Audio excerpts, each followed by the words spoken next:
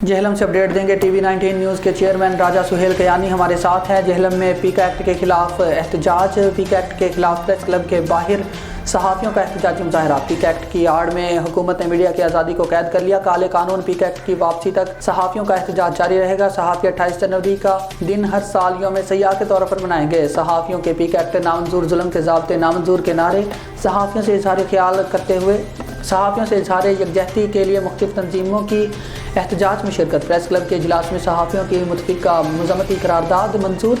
राजा सुहेल कयानी की रिपोर्ट मुलाहिज़ा कीजिए। बिल्कुल, हम ये कहना चाहते हैं कि जो पीका एक्ट आप नाफज करना चाह रहे हैं, बेसिकली पीका एक्ट जो है सहाफ़ियों के ख़िलाफ़ नहीं है। सहाफ़ी क्या करता है? सहाफ़ी कभी भी अपना नुक्ता नज़र जो है शामिल नहीं करता ख़बर के अंदर। हमेशा वो आईना दिखाता है जो जिसमें अवामी मसाइल होते हैं, अवामी राय होती है। अगर आपको वो राय अच्छी नहीं लगती या वो चेहरा अच्छा नहीं लगता तो खुदा के लिए अपना चेहरा चेंज कीजिए, शीशों को मत तोड़िए, आईने को मत तोड़िए, बस।